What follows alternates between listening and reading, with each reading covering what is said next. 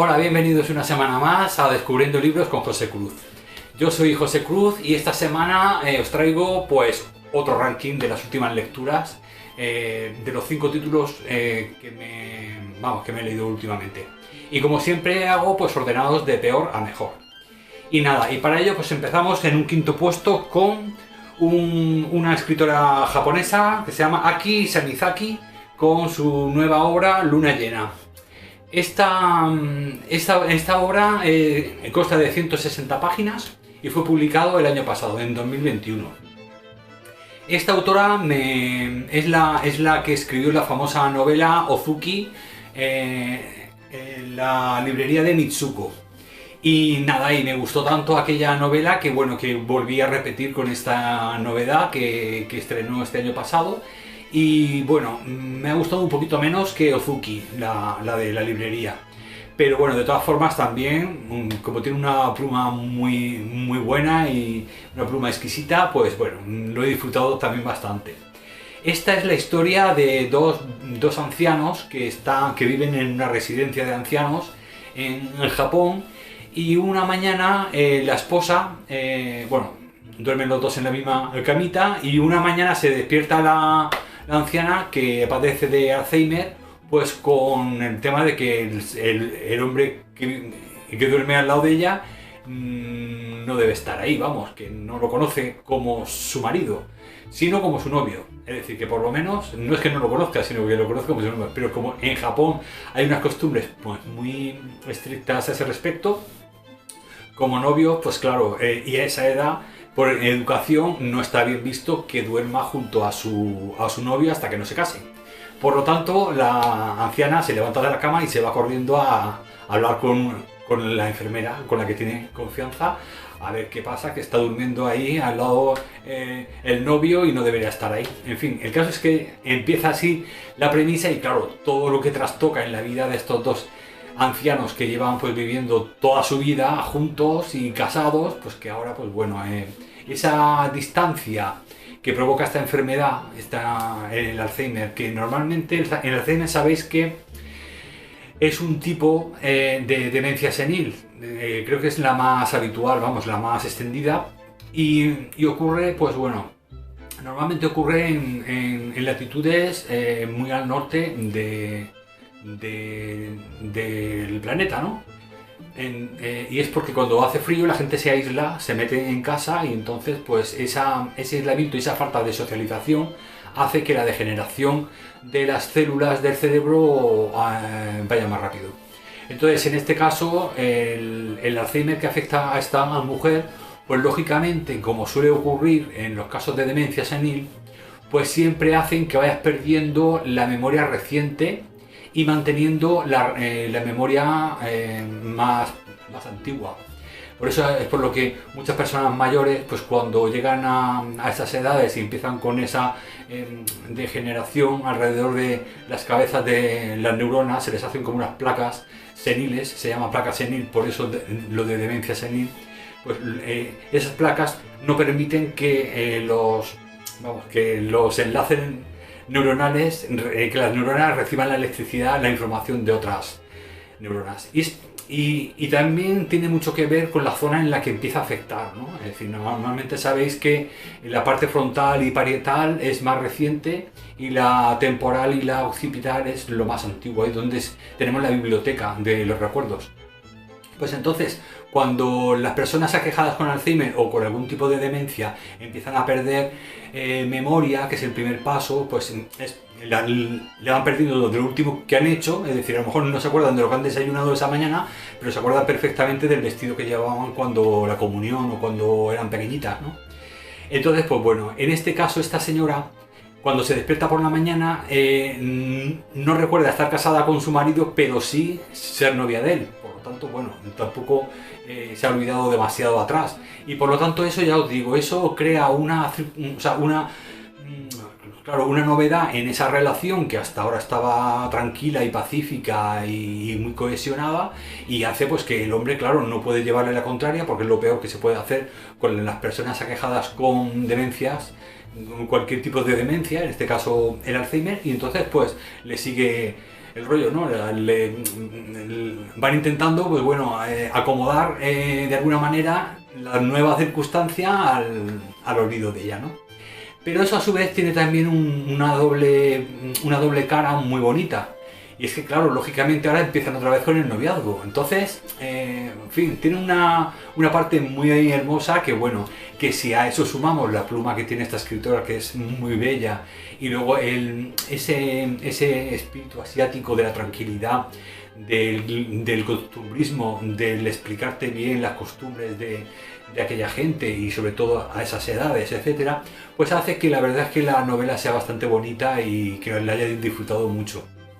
Ya os digo, a diferencia, me gustó más la primera que leí de ella, la de Ozuki, la librería de Mitsuko, pero esta no dejo de recomendarla también. Es decir, que bueno, primero la otra, la buena, y luego ya pues, leéis esta, que también es buena, pero bueno, tiene pues a lo mejor menos, te sorprende menos, ¿no? Porque ya os digo que todo está en relación a esa primera premisa que os he explicado. Así que pues bueno, en un quinto puesto y con 3 estrellas dejo Luna Llena, de Aki Shimazaki. Bueno, en cuarto puesto os traigo un clásico de Alejandro Dumas, hijo, La Dama de las Camelias, que creo que es la obra más importante de este escritor, del hijo de Alejandro Dumas, el de El Conde de Montecristo. No sé por qué han puesto las letras así, pero bueno. La Dama de las Camelias, ya os digo, es un clásico escrito, publicado en 1848. Creo que fue publicado 4 años después que El Conde de Montecristo. Y en esta obra, el hijo de Alejandro Dumas nos trae la historia de una entretenida. Una entretenida era una prostituta de lujo. Vamos, no se le llamaba así, pero bueno, se le llamaban entretenidas a las chicas, a las damas de compañía de hombres adinerados, normalmente de la aristocracia. Y bueno, lo interesante de esta novela es que está basada en la historia real de una chica que se llamaba Marie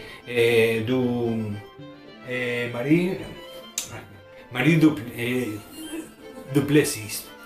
Y nada, la encarna Marguerite Gautier. Marguerite Gautier es la protagonista de esta obra y es la entretenida pues, de un conde, de un duque, tiene 2 o 3 pues eso, clientes, más que clientes, acompañantes, pues eso, que le pagan los gastos, la manutención, el alquiler de la casa,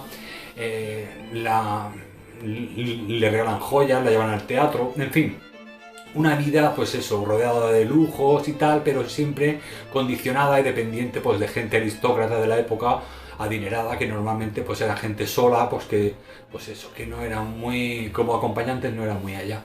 Y claro, la trama empieza cuando ella se enamora de un chico que conoce por casualidad en una de las fiestas, creo que es en un teatro, pues lo conoce así de casualidad y porque es mucho más joven y se enamora de él. ¿Y por qué se enamora de él? Que es la parte que a mí me ha gustado mucho de esta novela, porque ella, a pesar de ser una entretenida, es una mujer muy sensible. Realmente ella, la protagonista, es una mujer muy sensible, es muy bella, pero luego además tiene cultura, es una mujer cultivada. Y claro, eso es lo que quizá también atraiga mucho a los hombres, ¿no? Pero en este caso, claro, ella tiene una necesidad pues, de amar realmente y no pues, de ser simplemente una acompañante, ¿no? Y en ese sentido, cuando se enamora de este chico, del protagonista, pues es cuando sale el chispazo, pero claro, se enfrentan a una cruda realidad en esa época, en la que ser una entretenida en esa época pues era pues eso, un poco sinónimo pues de no tener libertad y de estar siempre condicionada pues bueno a una vida en la que se necesitaba mucho dinero para vivir, etcétera, etcétera. Bueno, esto que os he contado es el principio, por lo tanto ya no pienso continuar porque me consta que hay clubs de lectura por ahí que están empezando a leerlo y que bueno, que es un clásico que Como siempre digo, por mucho que sepamos más o menos de qué van los clásicos, lo bonito y lo importante siempre es descubrirlos, ¿no? Desde un principio.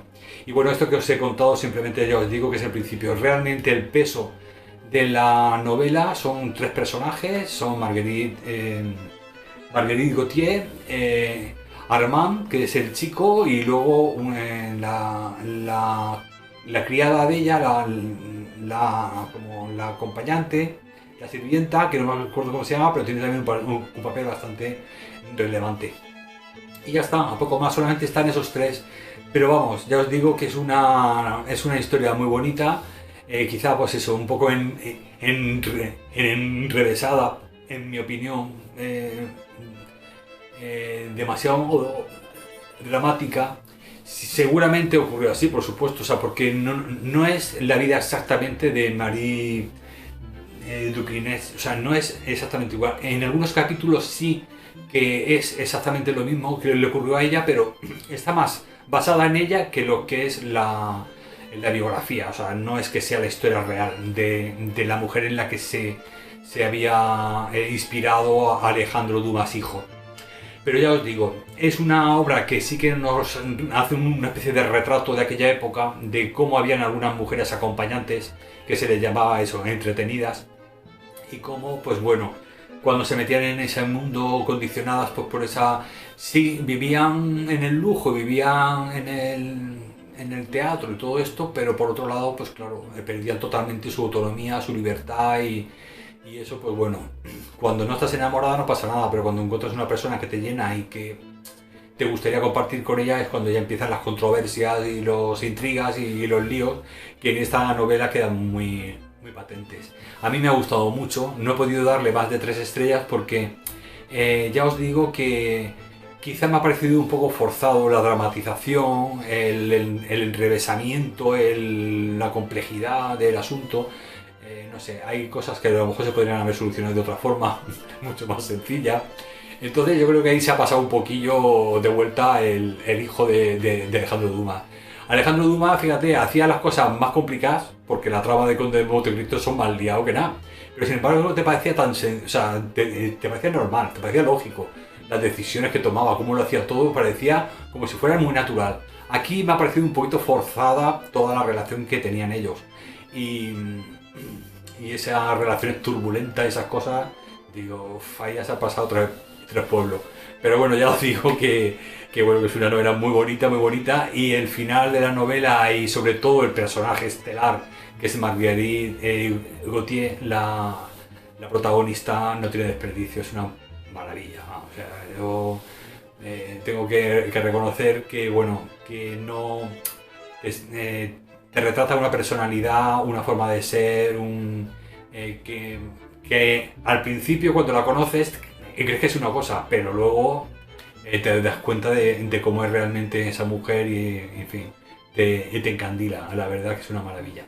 Y bueno, pues este clásico que os traigo estaría en el cuarto puesto con 3 estrellas. Bueno, y en tercer lugar y con un 4 estrellas os traigo un ensayo histórico, o sea, biográfico, histórico, que es Fouché, de Stefan Zweig. Este es el primer ensayo que leo de este maestro austríaco, del maravilloso escritor de La carta de una desconocida, 24 horas en la hora de una mujer, en fin. Tenéis un especial dedicado a él, vídeos atrás, y bueno, ya sabéis que me he leído muchos de sus pequeñas novelas. Y ahora, pues bueno, este es el primer ensayo que leo de él. Y bueno, para ser el primero me he quedado encandilado, encandilado porque... como reconozco su escritura y lo hace todo tan bien, lo describe tan bien, pues claro, es que parecía una novela, más que la biografía de un político francés de la Revolución Francesa, parecía una novela. Entonces estabas enganchado a ver qué iba a pasar con él. Y además cada capítulo te dejaba como con la intriga de querer continuar. Así que bueno, lo he disfrutado como una novela, la verdad, por eso le he dado un 4 estrellas, pero vamos, no solo por eso, claro, porque haya estado enganchado, sino también porque he aprendido historia. Luego él, como sabéis que Stefan Zweig suele ser un escritor que ahonda mucho en la personalidad, en la psicología de los personajes en sus novelas. Pues aquí ha hecho lo mismo con el individuo este. Fouché es un político francés que surgió en los turbulentos años de la Revolución Francesa, en 1789. Él en concreto tuvo más protagonismo en el 91-92, fue ya cuando empezó ya como diputado de los girondinos. Estaba allí en el Parlamento en la, ¿cómo se llamaba? En la Asamblea, ¿no? de la Revolución Francesa. Y bueno, este es uno de esos políticos camaleónicos, los chaqueteros, estos que se cambian de bando cuando les interesa, para salvar el cuello, y que siempre tienen como un objetivo el poder, el mantenerse, el intentar conseguir el máximo cuota de poder, y siempre intentando, pues claro, porque ahora mismo, por ejemplo, con las elecciones actuales, cada 4 años, pues claro, el que gane uno o pierda otro no cortan cabezas, pero entonces sí, entonces había que llevar mucho cuidado con quién apoyabas, porque en cualquier momento, si ganaban los jacobinos, pues cortaban cabezas a los girondinos, y entonces, y viceversa, ¿no? Así que, pues bueno, estaba en principio estaba sentado con los diputados girondinos, que eran como los de derechas, y en el otro bando estaban los jacobinos con el Robespierre, que eran los de izquierdas, ¿no? Entre comillas, claro, porque no tiene nada que ver la derecha y la izquierda de aquella época con lo de hoy. El caso es que este tío es, vamos, el Stefan Zweig nos hace una descripción de este hombre que te da que pensar, ¿eh? Te hace pensar que, bueno, que hay dos tipos de políticos en el mundo. Están los realmente comprometidos, los que realmente tienen un sueño, una utopía, o sea, unas ganas de cambiar cosas que están mal y de hacer avanzar a la gente. Estés equivocado o no estés equivocado, pero hay gente, pues eso, hay políticos que de verdad creen por lo que quieren luchar, y siguen ese camino con todas las consecuencias. Pero luego hay gente como como el Fouché el Joseph Fouché, que se llamaba, que bueno, que estos son verdaderos, vamos, camaleones, chaqueteros, gente que vale más que para el poder, le da igual estar en el poder de la derecha, de la izquierda, del centro, de arriba o de abajo. Así que vamos, es un pieza el individuo Por eso creo que tenía un sobrenombre. Esta novela le llama así, el genio tenebroso. El Fouché, el genio tenebroso. Y con toda la razón, la verdad. Y bueno, ya os digo, este hombre estuvo tanto en la Revolución Francesa, como luego estuvo en el directorio, también estuvo ahí de ministro de policía con el directorio, que era una especie como de, ya sabéis que es una especie como de contrarrevolución, de reacción contra los revolucionarios, y era una cosa pues como intermedia entre la realeza, entre la aristocracia y la revolución, y la república, ¿no? Y luego estuvo también con Napoleón, es decir que pasó por todos y se iba cambiando de chaquetilla según le interesaba. Y claro, para poderse clavar ahí y que no lo echaran o no lo mataran, el tío se había metido como ministro de policía, entonces claro, recabó mucha información de todas las personalidades de la época, y claro, el tío sabía mucho de todos. Entonces eso a la vez era como un arma de doble filo, o sea, igual le interesaba al que estaba gobernando porque de esa manera sabía lo que hacía el enemigo, pero a su vez también sabía que estaba recabando información de él mismo, con lo que el día de mañana podía utilizarlo en contra suya. Es decir, que este hombre en las sombras iba siempre acumulando un poder, pues eso, él nunca daba la cara, siempre dejaba a alguno que fuera el que hablaba, y él era el que por detrás estaba enguiscando y el que iba creando sus tejemanejes, sus intrigas por detrás. Y bueno, y me ha parecido una novela que ya os digo que aparentemente historia, Revolución Francesa, directorio, Napoleón, tal, parece que sea un coñazo de historia en absoluto. Bueno, el individuo vamos, es que estuvo a punto de que le cortaran el cuello varias veces, y como el tío, como una anguila, como una lagartija, iba siempre escapándose del tema de mil maneras. O sea, era muy curioso el tío. Pero la verdad es que eso, que luego hubo un momento heroico de él que no os voy a contar porque os lo tenéis que leer porque esto es una maravilla. Y me parece, mirad, me parece muy raro. Yo lo he encontrado en una edición pues de segunda mano, muy antigua. Esto está publicado, además con letra de pulga, pero me consta que lo han... Esta es una edición del 73. Del 73, o sea, que fijaros. Pero me consta que Acantilado creo que acaba de publicar en 2 tomos, chulísimos, preciosos, un poco caros, pero bueno. En 2 tomos, una recopilación de escritos de no ficción de Stefan Zweig. Creo que vale unos 80 euros o así. Pero en 2 tomos hay varias, está el de Fouché, el de María Antonieta, el de... ¿Cuál era la otra? María... Mira, no me acuerdo ahora mismo. Bueno, pues varias biografías y varios episodios de historia, y todo lo tienen ahí comprimido en 2 tomos que la verdad es que si no fueran tan caros, la verdad es que lo miraría. Yo de todas formas ya os digo que yo los voy consiguiendo así también, me gusta tenerlos también independientes, así que pues bueno, lo seguiré haciendo así. Como de Stefan Zweig sí que se ha publicado todo y está por ahí en ediciones antiguas, pero bueno, se puede conseguir todo, pues bueno. Y ya os digo, esta me ha sorprendido, os lo digo porque la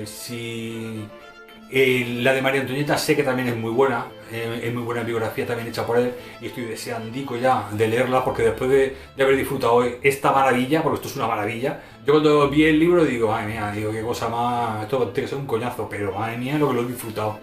Pues bueno, pues eso, que detrás de esta va María Antonieta, seguro, porque ya os digo que Stefan Zweig, además es que es un hombre, es un escritor que es que como sabe de qué va el tema, o sea, tiene una visión tan amplia de cómo funcionaba Europa en esa época, de sus personajes, de las intrigas que había, el origen de todo lo que ha pasado después, porque esta novela la escribió en el 29, en 1929.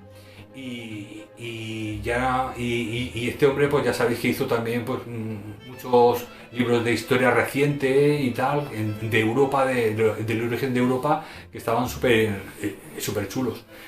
Así que, pues bueno, era un hombre, pues eso, que tenía una visión muy amplia del tema, entonces te está explicando la vida de este hombre, pero es que alrededor de todo lo que va ocurriendo alrededor de él, te estás empapando de todo de todos los follones que habían allí, de cómo actuaban todos los personajes importantes, es decir, que el por qué Robespierre era como era, por qué Bonaparte, el Napoleón, era como era, la hermana de Napoleón, la pequeña, que eso era una cabra loca, los hermanos que eran medio monguis, que eran de estos así que no...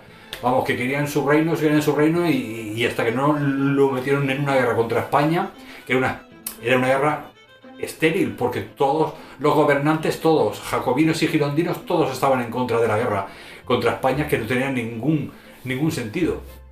Y aquel nada, tenía que meterse en España porque había uno de sus hermanicos medio tontos que no tenía reino, entonces él quería ser también. Así que pues mira, muchas cosas que aprendes con el Stefan Zweig y de aquella época, y que bueno, que ya os digo que es una lectura chulísima, súper interesante. Un 4 estrellas. Bueno, en segundo lugar y también con 4 estrellas os traigo La Solterona, de Edith Wharton.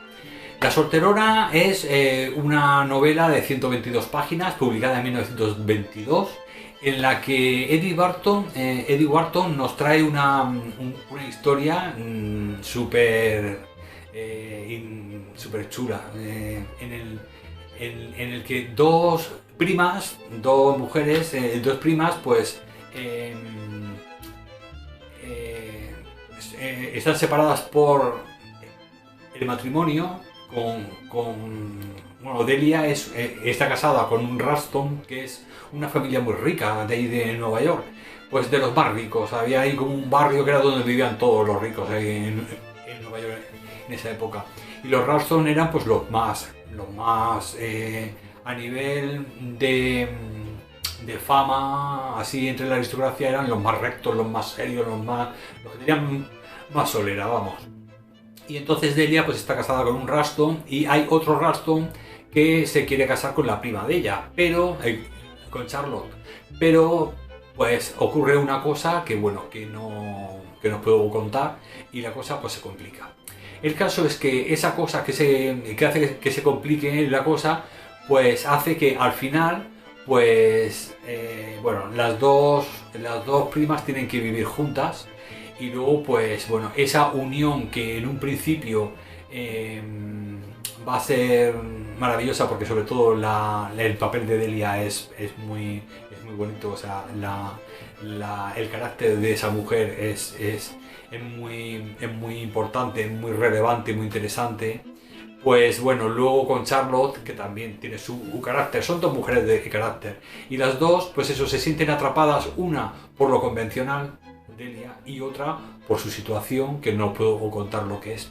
El caso es que esos condicionantes hacen que, por un lado, están unidas, porque la diferencia sabéis que a veces une, pero por otro lado, pues cuando surgen problemas, esos problemas se abordan de una forma muy diferente según la ideología o la mentalidad de una y la mentalidad de otra, con lo que empiezan ahí a ver sus cosas, sus más y sus menos, que se van agravando a lo largo de la novela. El caso es que me ha parecido una novela con dos personajes femeninos muy fuertes. Las dos buscan lo mismo, las dos buscan la libertad y la felicidad, nada más que cada una desde un punto de vista diferente, desde una óptica de la vida diferente, pero las dos, al compartir eso, las dos, aunque sea por diferentes senderos, no tienen más remedio que seguir unidas, de estar unidas, porque muchas veces las circunstancias unen a la gente, ¿no? Y bueno, y también esa diferencia que os decía al principio, la diferencia también une a la gente en ese sentido, ¿no? Bueno, el caso es que estas dos fuertes personalidades,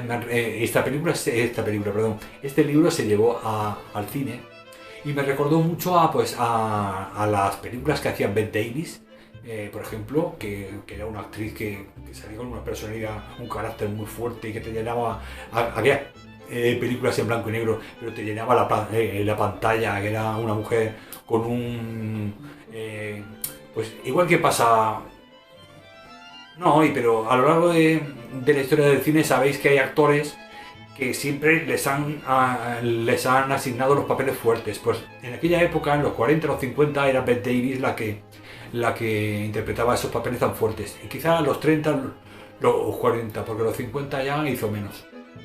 Y bueno, pues eso, me ha parecido, o sea, me ha recordado mucho a esa actriz. Y bueno, y creo que esta novela, que al principio parece que sea, pues bueno, en un principio, digo, cuando ves la portada y lees un poco la reseña, y dices, bueno, esto va a ser una cosa costumbrista, algo así victoriano, pero en absoluto, primero porque Edith Wharton, sabéis que es una escritora que escribe, que parece que sea una lectora actual, porque vamos, esta mujer escribiendo en los 20 en Nueva York, porque ella también pertenecía a la clase alta neoyorquina, y ella, pues claro, esto también es como una especie de retrato que critica esa red de dependencias que se exigía de la mujer en esas clases altas de Nueva York. Entonces ella, como formaba parte de esa clase social, pues claro, sabía muy bien, hacía una radiografía muy interesante de los problemas que acuciaban a las mujeres en aquellas clases sociales y en aquella época. Y entonces, pues bueno, utiliza una situación muy delicada, y con estas dos personalidades, estas dos mujeres, una que suele aceptar mejor los cánones convencionales de la clase alta, burguesa de aquella época, y luego la otra que tiene un corazón libre y que prefiere estar sola a estar ahí dependiendo de otra persona, ¿no? Pero bueno, ya os digo que esta novela es muy corta, son 144 páginas, por lo tanto no puedo contar mucho más, nada más que eso, que el centro de la trama, el peso son estas dos mujeres, y bueno, y los diálogos entre ellas son joyas para tener ahí unas frases lapidarias, cuando están las dos enfrentadas y nunca en plan cutre, es decir, siempre lo hacen con mucha delicadeza, con mucha finura, desde su altura moral y su altura cultural se hacen daño. Es decir, hay veces en los que sabéis que no sé, que hay veces en los que haces más daño cuando no insultas, cuando hablas flojito, cuando hablas bajo, cuando hablas despacio. A veces hacen más daño que cuando te enfadas y gritas y pierdes los papeles, ¿no? Pues este es el caso, ¿no? Son dos mujeres fuertes, con carácter muy fuerte, muy cultas, saben perfectamente lo que está ocurriendo, aunque ninguna de las dos lo diga claramente, y eso, claro, os hace estar en una intriga que no podéis perder el hilo, claro, es muy corta y tenéis que leerla despacio, pero porque cada frase tiene su doble filo, y bueno, y la verdad es que es una forma de escribir de Eddie Wharton fabulosa. Así que, pues bueno, os la traigo en un segundo puesto. Y nada, el que no conozca a esta autora, esta es la de La Edad de la Inocencia, esta autora, pues la que no la conozca ya está leyéndola, así que pues. Bueno, y en primer lugar, y con 4 estrellas, os traigo en 1795, de Niklas Natt och Dag. Esta es la tercera entrega de la trilogía de Estocolmo o trilogía de 1793. Que se llama así porque empezó con 1793, cada libro es un año, 1793, luego vino 1794 y luego ya este año han publicado la tercera y última parte, que es 1795. Bueno, pues los tres libros les puse 4 estrellas, y este último he estado a punto, desde que empecé a leerlo hasta por la mitad, un poco más allá de la mitad, con el 5 en la cabeza, es decir, estaba súper emocionado, me encantaba, porque además ahora os hablaré tranquilamente de la forma de escribir de este autor, etcétera. Pero estaba todo el rato pensando en que le iba a dar un 5, y al final, llego al final y digo, se va a quedar en un 4. Y me da mucha pena, porque he estado investigando y creo que ya no va a haber una cuarta parte, así que se va a quedar la cosa como se ha quedado. Y bueno, no es el final del Juego de Tronos de la serie, pero bueno, tampoco es el final que yo me esperaba después de tres libros tan chulos que me he leído. Pues este final, la verdad, no está a la altura.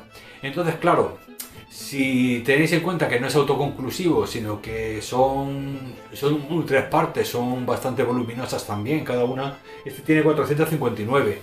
Entonces, claro, os leéis 1500 o 1600 páginas para este final, pues no sé si os merece la pena. Pero ahora os digo la parte buena, es decir, eso es lo único malo que os tenía que decir, ya os lo he dicho. Así que ahora os voy a decir lo bueno que tiene esta trilogía, porque ya no voy a hablar de este tercero, sino que ya de paso ya os hablo de los 3.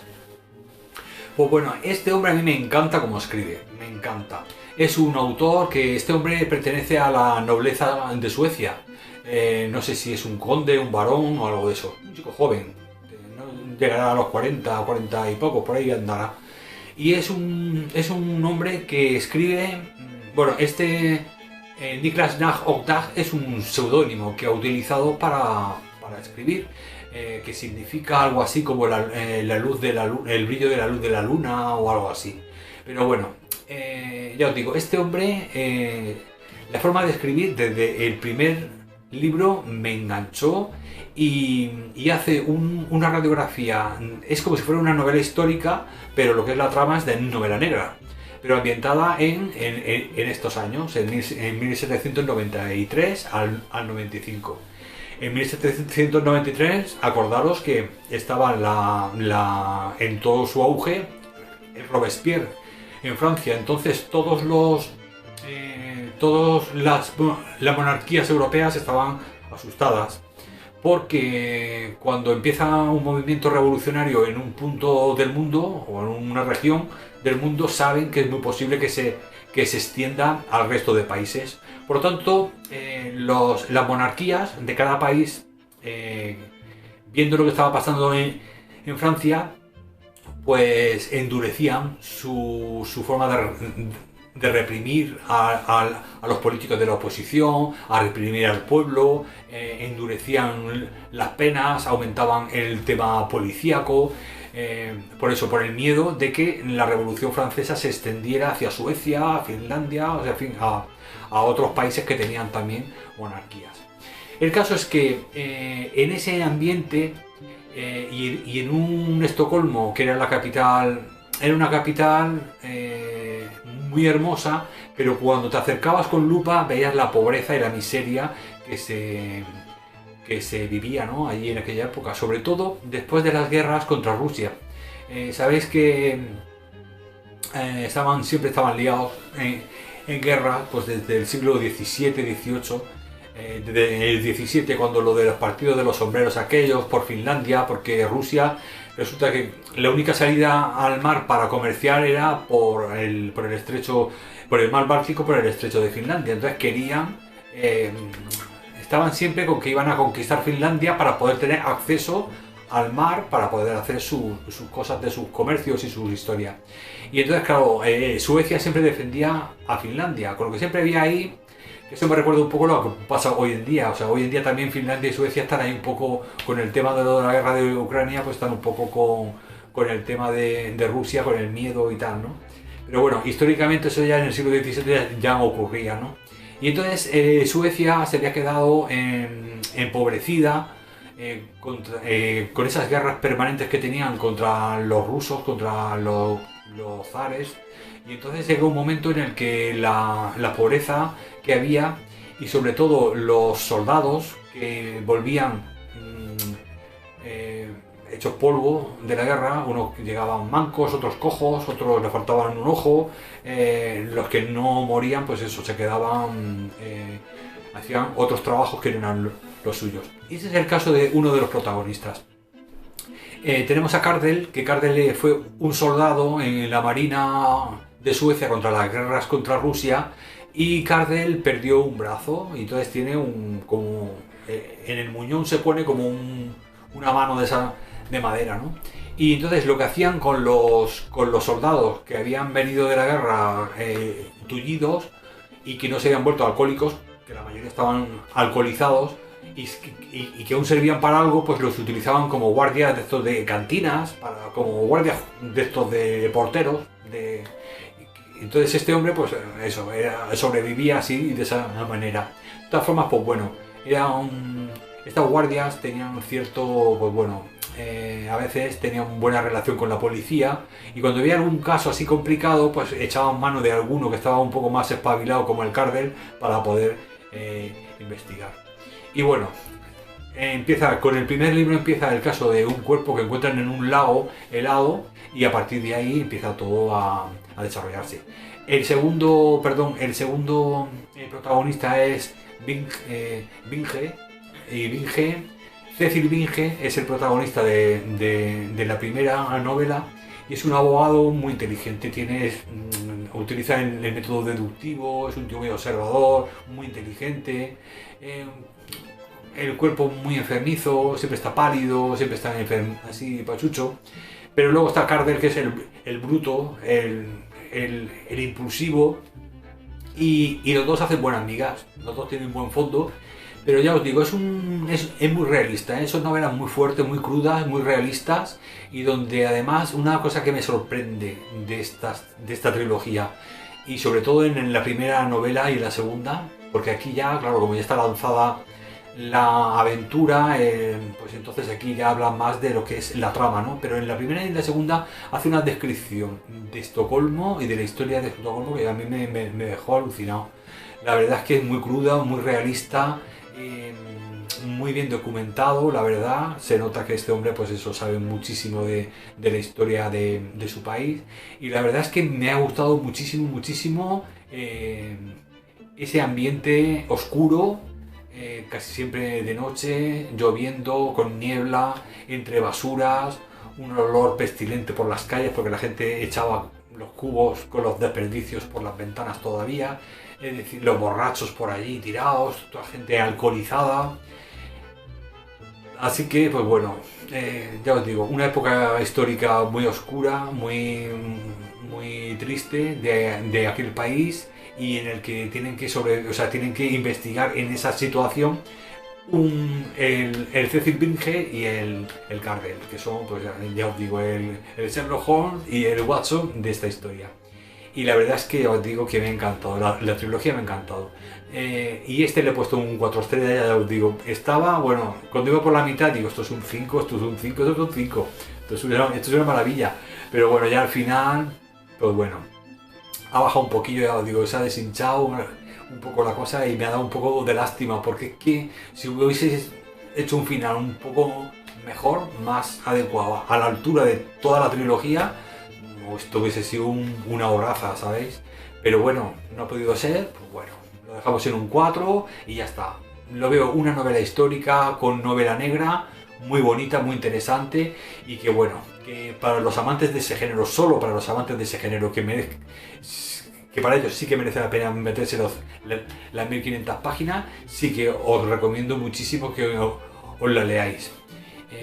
Para los que no sean muy amantes de la novela negra o de la novela histórica, pues no, porque no va a comenzar el montón de páginas para el final que os espera.